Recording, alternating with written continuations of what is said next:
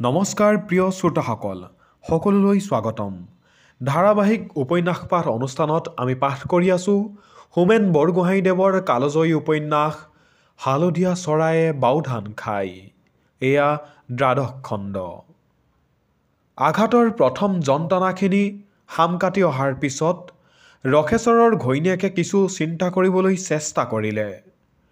মাত্ৰ ২৫টা টকাৰ কাৰণেই যেতিয়া মানুহটোৱে আপোন ঘাটি হ'বলৈ ওলাইছে আৰু লগতে ঘৰ ঘৰুৱাকো কাটি শেষ কৰিবলৈ ঠিক কৰিছে, তেন্তে আজি দিনটোৰ কাৰণে সেই ২৫ টকাৰ মূল্য নিশ্চয় ২৫ কোটি টকাৰ সমান। তাৰ ওপৰতে নিৰ্ভৰ কৰিছে এটা পৰিয়ালৰ জীৱন। আৰু এই কথাও ঠিক যে সেই ২৫টা টকা তাই অকলেই যোগাৰ কৰিব লাগিব। গিৰিয়েকে কৰিব পৰা হ'লে ৰাতিপুৱা ব্ৰহ্ম মুহূৰ্ততে সি মুখত এনে এষাৰ কথা নানিলেহেঁতেন। ২৫টা টকাৰ সন্ধানত তাই মনে মনে সমস্ত ব্ৰহ্মাণ্ড চলাথ কৰিবলৈ ধৰিলে।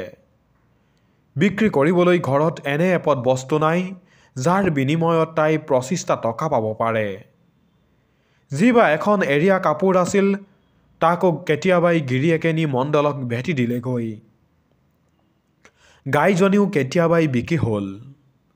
দালৈ কাটিবলৈ অহা মানুহৰ সন্মুখত দৌৰি পলাবলৈ চেষ্টা কৰা মানুহে যেনেকৈ সম্ভৱপৰ সকলো আশ্ৰয়ৰ কথা চকুৰ পলকতে চিন্তা কৰিব লগা হয়, তেনেকৈ তাইও চিন্তা কৰি থাকোঁতে হঠাতে তাইৰ মনত পৰিল যে গাঁৱৰে সৰ্বেশ্বৰ গাঁওবুঢ়াৰ ঘৰত বা কালীনাথ মৌজাদাৰৰ ঘৰত প্ৰায়েই গৰখীয়া ল'ৰা বা ঘৰৰ লাগনি পাচনি কৰা ল'ৰাৰ দৰকাৰ হৈ থাকে।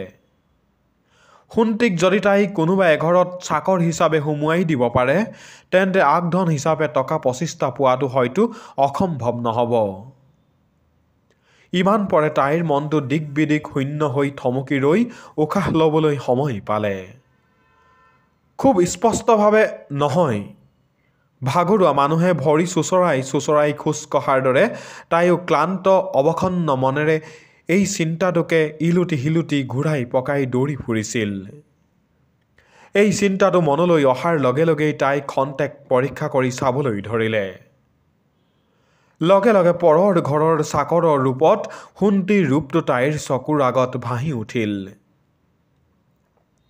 দুখীয়াৰ ঘৰৰ ল'ৰা যদিও বৰপুত্ৰ হিচাপে সিহঁতে সোণটিক পৰম আদৰৰ মাজত ডাঙৰ কৰিছে। সিহঁতৰ জীৱনৰ সকলো সপোন আৰু আশা আকাংক্ষা তাকে কেন্দ্ৰ কৰিয়েই গঢ়ি উঠিছে। আনৰ চকুত সি নাঙলৰ খুঁটিত ধৰিব পৰা ল'ৰা হৈছে যদিও তাইৰ চকুত সি এতিয়াও কেঁচুৱা হৈয়ে আছে।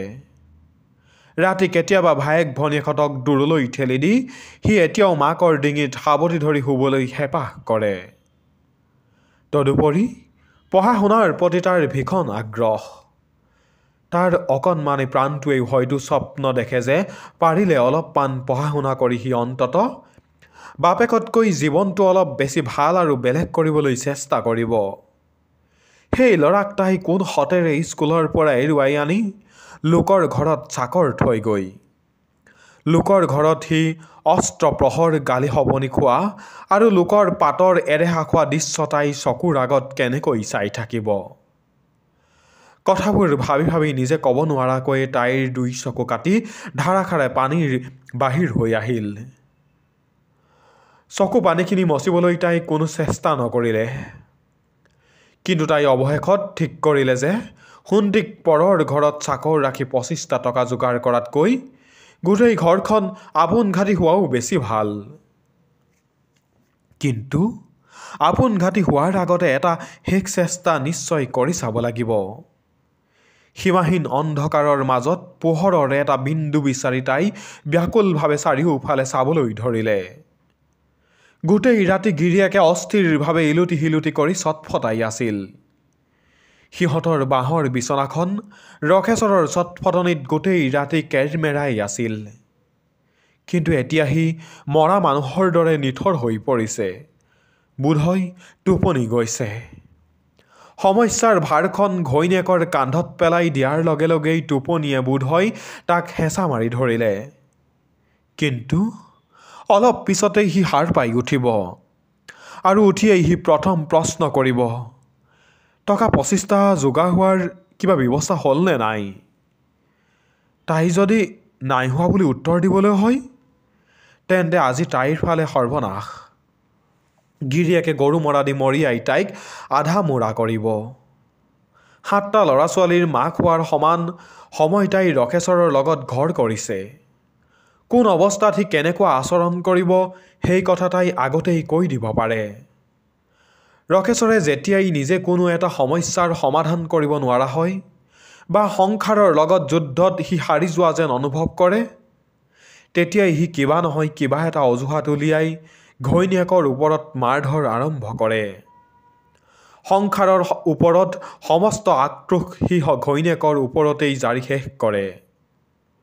অথচ সি ঘৈণীয়েকক ভাল নাপায় বা তাইক দেখিব নোৱাৰে সেইটোও নহয়। ৰকেশ্বৰে কোনোদিন মুখ ফুটাই নকলেও ঘৈণীয়েকে তাইৰ প্ৰতিটোপা তেজৰ কণিকাত অনুভৱ কৰে যে তাইয়েই তাৰ জীৱনৰ সৰ্বস্ব। এটা পানী কেঁচুৱা মাকৰ ওপৰত যেনেকৈ নিৰ্ভৰশীল ৰকেশ্বৰো তাৰ ঘৈণীয়েকৰ ওপৰত তেনেকৈ নিৰ্ভৰশীল। গাঁৱৰ তিৰোতাবোৰে কথাতে কয়, মোৰে পু দুষ্ট, মোকে কাটে মোকে মাৰে, মোকে কৰে তুষ্ট। ৰকেশ্বৰৰ ঘৈণীয়েকেও গিৰিয়েকৰ বিষয়ে সেই একে কথাকে ক'ব পাৰে। 7টা ল'ৰা ছোৱালীৰ মাক হোৱাৰ সমান বছৰ ধৰি সিহঁতৰ বিয়াৰ কিমান বছৰ হ'ল তাই ক'ব নোৱাৰে। সেইবোৰ নেওতাৰ হিচাপ তাই বুজি নাপায়। তাই এটা কথা লক্ষ্য কৰি আহিছে যে যিদিনাই সি দিনত ঘৈণীয়েকক বেছিকৈ মাৰপিট কৰে সেইদিনাই ৰাতি সি বিচনাত নিজৰ ঠাই এৰি ঘৈণীয়েকক গাৰ কাষত আশ্ৰয় লয় আৰু মুখেৰে প্ৰকাশ কৰিব নোৱাৰা অনুতাপ, ক্ষমা প্ৰাৰ্থনা আৰু প্ৰেম সমস্ত শৰীৰৰ ভাষাৰে প্ৰকাশ কৰিবলৈ চেষ্টা কৰে। তাই এই সকলোবোৰ কথা বুজি পায়। কিন্তু সেই বুলি জানো ফলাখৰি বা ঢেঁকীথোৰাৰ কোবকেইটাৰ যন্ত্ৰণা একো যন্ত্ৰণাই নহয় বুলি অস্বীকাৰ কৰিব পাৰি? খং উঠিবৰ সময়ত মানুহটো ইমান পাগল হৈ যায় যে সি মানুহকেই মাৰিছে নে জন্তু জানোৱাৰকেই মাৰিছে সেই কথা সমূলি পাহৰি যায়। আজিতো মানুহটোৱে এটা সম্পূৰ্ণ বেলেগ মূৰ্তি ধাৰণ কৰিছে। টকা 25টা যোগাৰ কৰিব নোৱাৰিলে সি বোলে নিজেও আপোনঘাতী হ'ব। ঘৈণীয়েক আৰু ল'ৰা ছোৱালীকেইটাকো কাটি শেষ কৰি থৈ যাব। নিজক বা আনক কিবা কৰক নকৰক তাইক যে আজি সি শুদাই নেৰে সেই কথা ঠিক। সংসাৰৰ বিৰুদ্ধে সমস্ত আক্ৰোশ আৰু অভিযোগৰ সি প্ৰতিশোধ ল'ব ঘৈণীয়েকৰ ওপৰত। বিচনাৰ পৰা উঠি যোৱাৰ আগতেই তাই এটা সমাধান বিচাৰি উলিয়াবই লাগিব। উঠি গৈ এবাৰ কামত ধৰিলে তাই আৰু চিন্তা কৰিবলৈ সময় নাপাব। ভাবি থাকোঁতে থাকোঁতে আৰু এটা সমাধান হঠাৎ তাইৰ মনত খেলালে। প্ৰশ্নটো যেতিয়া জীৱন আৰু মৰণৰ প্ৰশ্ন তেনেহ'লে সিহঁতৰ ঘৰৰ ভেটিটোকে কাৰোবাৰ ওচৰত বন্ধকত থ'লে কেনে হয়?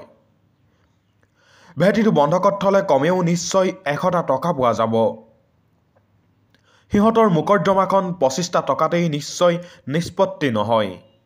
আজি আন কিবা উপায়েৰে 25টা টকা যোগাৰ কৰিব পাৰিলেও আৰু এসপ্তাহ বা এমাহৰ পিছত নিশ্চয় আৰু টকাৰ দৰকাৰ হ'ব। তেতিয়া আৰু টকা ক'ৰ পৰা ওলাব? ঘৰৰ ভেটিটোকে বন্ধকত দিয়াৰ কথা কিছু সময় চিন্তা কৰি তাৰ পৰিণামবোৰ তাই চিন্তা কৰিবলৈ ধৰিলে। মোকৰ্দমাত যদি সিহঁত জিকে তেতিয়া বাৰু 6 মাহ এবছৰৰ ভিতৰত কিবা এটা উপায় কৰি বন্ধকীৰ পৰা ঘৰৰ ভেটিটোক খালাচ কৰিব। কিন্তু মোকৰ্দমাত যদি সিহঁত হাৰি যায় তেতিয়া দেখোন গোটেই ঘৰখনেই গছৰ তলত আশ্ৰয় ল'ব লাগিব। এতিয়া আন একো নহ'লেও ল'ৰা ছোৱালীকেইটাৰ মূৰৰ ওপৰত ঘৰৰ চালি এখনেই আছে। কিন্তু ভেটিটো বন্ধকত দিবলৈ হ'লে ল'ৰা ছোৱালীকেইটাক মুকলি আকাশৰ তলত জন্তু জানোৱাৰৰ অৱস্থা কৰি এৰি থৈ যাব লাগিব। দৃশ্যটো কল্পনা কৰাৰ লগে লগেই তাইৰ 2 চকু ফাটি আকৌ 2 ধাৰা টপত চকুপানী বাহিৰ হৈ আহিল। এইবাৰ কাপোৰৰ আঁচলেৰে চকুপানীখিনি মচি তাই বাগৰ সলাই নতুন এটা উপায়ৰ কথা চিন্তা কৰিবলৈ ধৰিলে। তাইৰ শেষ এটা উপায় এতিয়াও নোহোৱা নহয়। কিন্তু ইমান পৰে সেই উপায়টো তাইৰ মনৰ তলিত জোৰ কৰি হেঁচা মাৰি থৈ দিছিল। তাইৰ সেই শেষ উপায় বা শেষ অৱলম্বনটো হ'ল তাইক বিয়াৰ সময়ত দিয়া এযোৰ সোণৰ থুৰীয়া। তাইৰ দুখীয়া মাক বাপেকে বিয়াৰ সময়ত আৰু যি দুই এপদ অলংকাৰ দিছিল সেইবোৰ কেতিয়াবাই বিক্ৰী কৰি আৰু বন্ধকত দি শেষ হ'ল। মাত্ৰ এই কাণৰ থুৰীয়াযোৰ তাই পেটাৰীৰ একেবাৰে তলিত লুকুৱাই থৈ দিছিল। মনে মনে তাই প্ৰতিজ্ঞা কৰিছিল যে নেখাই মৰিব লগা হ'লেও এই থুৰীয়াযোৰ তাই কেতিয়াও ঘৰৰ বাহিৰ হৈ যাবলৈ নিদিয়ে। তাই যে এদিন গাভৰু আছিল, তাই যে এদিন হোমৰ গুৰিত কইনা হৈ বহিছিল, তাইৰ চকুত আছিল ভৱিষ্যতৰ সোণালী সপোন। সেই সকলোবোৰৰে একমাত্ৰ শেষ সোঁৱৰণি হ'ল এই থুৰীয়াযোৰ। সি মাত্ৰ কেইৰাতিমান সোণ নহয়, সি তাইৰ জীৱনৰ আটাইতকৈ মধুৰ কেইটামান সোণালী মুহূৰ্ত। 25টা টকা যোগাৰ কৰাৰ উপায় বিচাৰি তাই ইমান পৰে ত্ৰিভুৱন চলাথ কৰিলেও ইচ্ছা কৰি এই থুৰীয়াযোৰৰ কথা তাই পাহৰি আছিল বা পাহৰি থাকিবলৈ চেষ্টা কৰিছিল। কিন্তু অৱশেষত তাই হাৰ মানিলে। অৱশেষত তাই বুজিলে যে তাইৰ জীৱনৰ আটাইতকৈ মধুৰ আৰু আটাইতকৈ পবিত্ৰ বস্তুটো নিজৰ কৰি ৰাখিবলৈকো তাইৰ কোনো শক্তি নাই, কোনো অধিকাৰ নাই। নিজৰ গাটোকে আন কাৰোবাৰ মৰাশ চুচৰাৰ দৰে চুচৰাই চুচৰাই তাই বিচনাৰ পৰা উঠি গ'ল।